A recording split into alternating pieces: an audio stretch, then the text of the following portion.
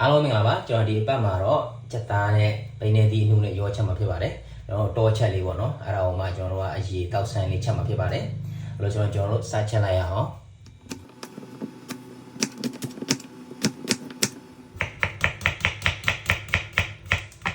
ကျွန်တော်အရင်ဆုံးစီတက်ဖို့အတွက်စီနေနဲ့ထည့်မယ်ပေါ့နော်စီနေနဲ့ထည့်ပြီးလို့ရှိရင်ကျွန်တော်တို့လှီးထားတဲ့ကြက်သွန်ဖြူကိုစီပူလာနဲ့ထည့်မယ်စီတက်ထားမယ်ဇနွေးမှုတ်ပေါ့နော်ဇနွေးမှုတ်လက်ဖက်ရည်စုံလေးနဲ့စုံတစ်ဝက်လောက်ထည့်လိုက်မယ်စီပူလာပြီဆိုတော့ねဒါတော့လှီးထားတဲ့ကြက်သွန်နဲ့ကြက်သွန်ဖြူနဲ့တခါတည်းထည့်လိုက်မယ်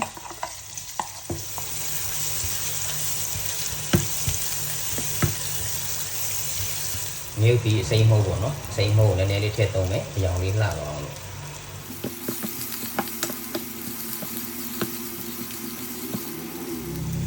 စီတက်ထားတာအခုဆိုရင်တော်တော်လေးမှုေးလာပြီပေါ့နော်မှုေးလာပြီဆိုတော့ဒီမှာကျွန်တော်ကအရင်ဆုံးစီတက်တဲ့ဟာကို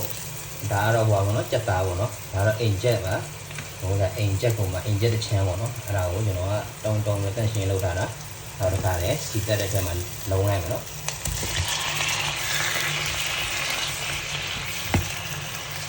တောင်းတဲ့နေရာမှာဒါကတော့စက်ပလင်ပေါ့နော်အနံ့နေပြီးတော့စက်ပလင်နည်းနည်းထည့်ထားမယ်ဒီဝိုင်းဒါကတော့ညံပြားရေးပေါ့နော်ညံပြားရေးနဲ့ပေါက်လိုက်တယ်ဒီဝိုင်းဒါတော့ပဲညံပြားရေးနဲ့ထည့်မယ်အရသာမဟုတ်ဘူးနော်အရသာမဟုတ်ဘူးနဲ့ထည့်မရုပ်ကောင်းလည်းနည်းရိုက်လိုက်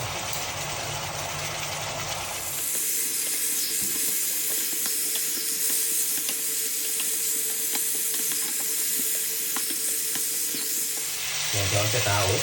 နှောက်မှုပြီးသွားရင်ကျွန်တော်ဒါတော့ဟိုပါဘောနော်ဒါတော့ပိနေပြီးပေါ့နော်ပိနေပြီးအမှုသားလေးနှစ်ပင်းကိုကျွန်တော်ပြီးတော့ထည့်လိုက်မယ်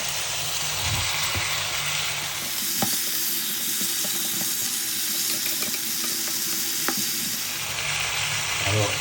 ပိနေပြီးထည့်ပြီးရင်ကျွန်တော်ဒါရေတစ်ခွက်ပေါ့နော်ရေတစ်ခွက်ထည့်လိုက်မယ်ကျွန်တော်တို့အဖုံးအုပ်ပြီးတော့မတည်ထားခင်မှာကျွန်တော်ကနံပင်လေးနဲ့လှီးထည့်လိုက်မယ်နော်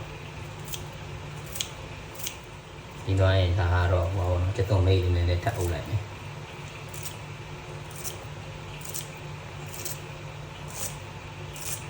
တော့ကျွန်တော်ဒီကောင်ကို15မိနစ်လောက်တည်ထားလိုက်မယ်နော်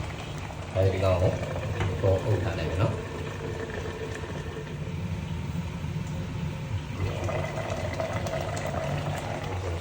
နည်းနည်းလေးနှောက်အောင်လို့ပွေပေးလိုက်တော့ရှိတာဒီကကျွန်တော်ပြန်တည်ထားလိုက်တော့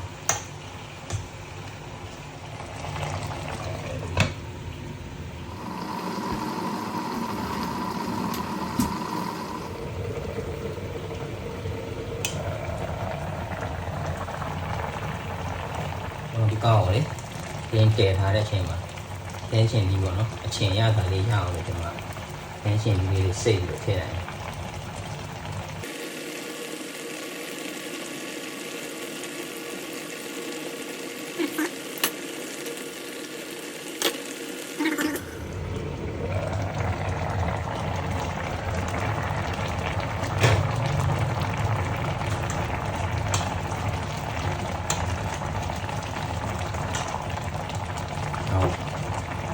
เนี่ย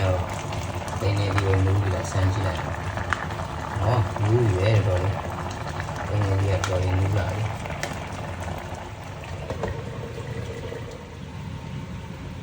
ကဲကျွန်တော်တို့ခုဆိုရင်အင်းက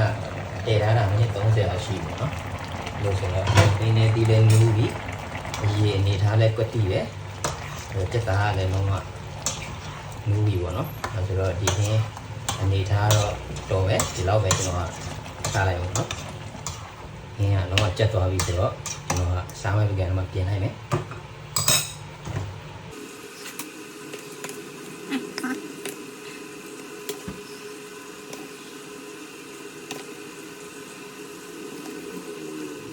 ဒါတော့ပိန်နေပြီးနဲ့အိမ်ချက်လေးနဲ့ချက်ထားတာဖြစ်ပါတယ်။အိမ်မှာချက်စားကြည့်ပါရန်ကောင်းပါတယ်နော်။